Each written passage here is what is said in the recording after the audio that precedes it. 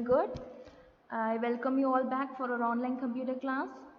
Dear children, today we are going to learn a new chapter and I hope this will be the last class for this year. So whatever we are going to complete today will be the end of the syllabus for your computer.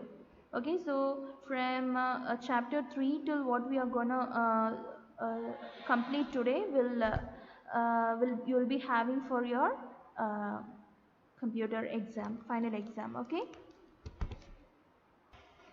so we're gonna start chapter 7. Topic of your 7th chapter is networking and e-commerce. Okay, so what is networking? Have you heard about networking before? Okay, network means interconnection of computers. Okay, interconnection of computers and other devices for sharing information over wire or wireless connections. Okay, so that is called a network. Okay, so in this lesson you will be learning why this network is introduced and how they work. Okay, so what are the different types of networks available and what are the uses of them? All this you will be learning in this lesson. Okay, so now let's see what is a computer network. A computer network is, as I've already told you, interconnection of two or more computers. Okay, these are connected in order to exchange information. So the connection between these computers are made using wired or wireless connections. Okay, so there are two types of internet network, that is called internet, another one is intranet. Okay, so internet is open to all, so that is public and everyone can use, whereas intranet is used within an organization. Okay, it is called a private network. So when you get inside an organization and the computers that are connected only within that organization and the messages in that organization if not shared to any other outside the organization, any other person outside the organization, then that kind of network is called intranet. Okay, it is opt only for within an organization. Okay, then another network is called extranet. Okay, so this is semi-private network. So it is considered that in an intranet that has been extended to allow selected group outside. Okay, for example, if an organization has more branches, okay, so a particular organization is located in different places and they want to share information among them, then not only within the campus but also outside the campus to that another branch they could able to transfer the information. So this kind of network. Okay, so within a selected group of people outside the organization is called extranet. Okay, so there are two main things you need to know about a network, computer network, that is a server and workstations. So when you consider a network, you could able to see lot of computers are connected. Okay, so all these computers will be connected and the main handling will be done by the server.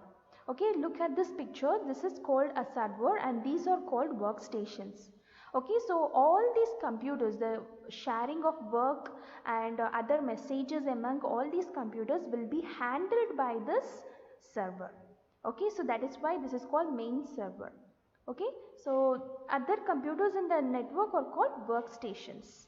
Okay, so what are the different types of network available? So you have four different main type of networks. Okay, so one is PAN network, personal area network. Next one is local area network, you can call it LAN network. Next is metropolitan area network and that is called MAN network, and finally you have wide area network, that is called WAN. Okay, so what is a personal area network? Take your pencil and underline this, dear children. Okay, so personal area network means it is a network of communicating devices that are that have close proximity of an individual.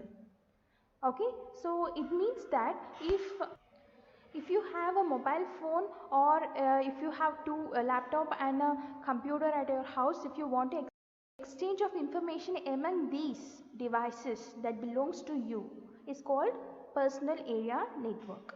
Okay, you will use USB cable or Bluetooth connection for this. Okay, then the next thing is local area network. So underline this, dear children.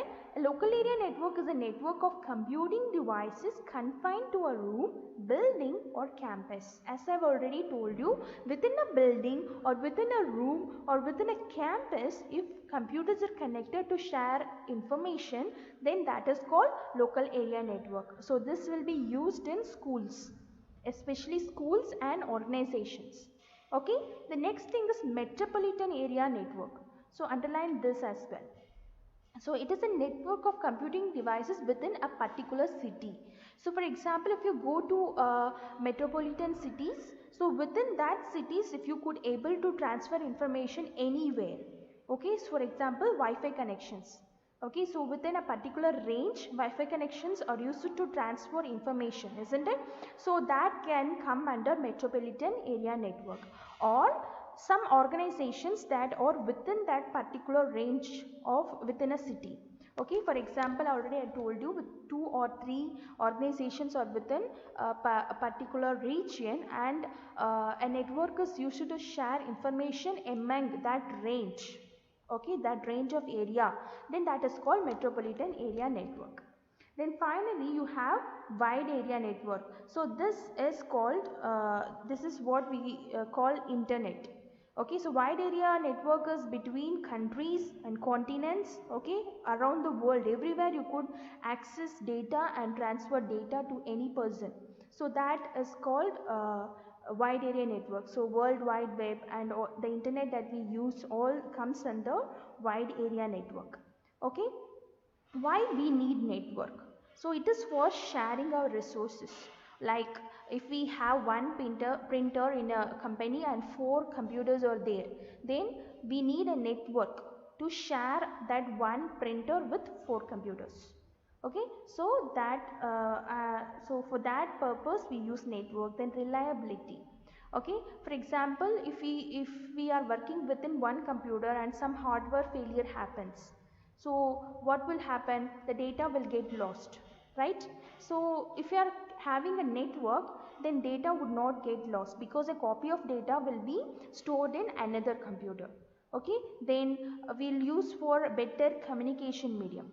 Okay, so for example, if we are a computer network produce a cheap and easy mode of communication. Okay, so for communicating, computers are very beneficial. They provide very cheap way of communication. Okay, cost efficient. That is why we use network. Okay, so there are many other reasons why we use network, but these are the basic reasons. Okay, then how internet works? So basically internet works by with the help of 2 mediums we call wired network and wireless network, but among these 2 mediums the same procedures are followed. For example, if we transfer a message, for example you type a message in WhatsApp and you send to another person, so that is transferred over air medium, right? That is called wireless medium. So how it will be transferred? It will be transferred into packets. Okay, small packets. It will be converted, the message that you type will be converted into small zeros and ones. Okay, so the detail about this message transformation you will learn in your higher classes. Okay, so now you just understand the concept. So when you type a message, that will be transferred to zeros and ones. Okay, so these zeros and ones are called packets, small packets they call IP packet. So IP means internet protocol. Okay, IP means internet protocol. So why we call that IP? IP is a address name. So for example, if we type a message and only the particular person should read that message, then the address of that particular person will be added to the message. So that is called IP. We call it IP address. Okay, so how it is transferred? There are certain rules. So that is called transmission control protocol. There is a protocol. Protocol means rules. Okay, using this transmission control rules, the IP packets will be transferred to the destination properly. Okay, this is how your data will be network. So now let's learn about wireless network technology. So we have many wireless network technology like Wi-Fi, infrared and Bluetooth. Okay, so these are the different wireless technology that we use for sharing data. Okay, Wi-Fi especially uses radio waves, that is air medium. Okay, and we have infrared, also Bluetooth as well as we have for transmitting our data. Okay, then wireless and mobile communication we have. So now when coming to wireless and mobile communication, you need to know what is a wireless and mobile communication. Okay, first of all you need to know what is it. So wireless communication means we don't use landlines for communication, for transferring, for accessing your internet. Okay, so in the previous years, like when you go to olden days, 10 years back, you know very well, even in our house, if you want to connect to internet, if you want to make an internet connection, then it is compulsory that we should use landlines, isn't it? But without the usage of landlines, if you want to access internet, if you want to establish internet connection, then that comes under wireless and mobile communication. Okay, so there is a standard institute called ETSI. Okay, so European Telecommunication Standard Institute, that is an organization that assigns global standards for telecommunication technology. Okay, so that organization, that institute has described a protocol for 2G. Okay, so this is the first wireless communication that we could able to see as a standard wireless communication. Okay, so this is especially created for digital cellular networks. Okay, 2G is made for cellular networks. Okay, so using this 2G technology, we don't want landline mobiles for networks. Okay, for establishing network connection. Okay, then it is also known as global system for mobile communication. Okay, so then there is a international standard for mobile communication called GSM is also called International Standard for Mobile Communication. So the full form of GSM is Global System for Mobile Communications. Underline this. Okay, take your pencil and underline this. This GSM is based on TDMA. TDMA is a concept, okay, technology concept that uses digital technology for transmitting data transmission. Okay, so in detail you will learn in your higher class about this TDMA, time division multiple access, and another method is code division multiple access. These are the two different ways using which your data is transmitted. Okay, so these are techniques for transmitting in wireless networks. Okay, so in detail you will learn about this TDMA and CDMA in your higher grades, when you go for higher grades. Okay, but keep in mind that these two are the major technologies that are used to transfer data using wireless network.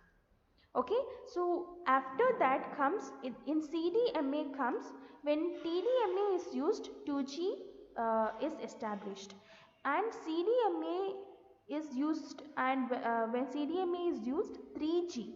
Okay, 3G data network is established, and 3G is faster than 2G. And finally 4G data transmission is created after 3G. Okay, so this offers high speed of data transmission than 3G. Okay, third generation. 3G means third generation, 2G means second generation, 4G means fourth generation. So now we are in 4G, isn't it? So now we are using this fourth generation data transmission techniques. Okay, okay dear children, with this I will wind up today, and I want to tell you that with this your portion is over for your final exam. So learn till here. Okay, and if you have any doubts in today's portion, kindly text me to my personal WhatsApp number. Okay.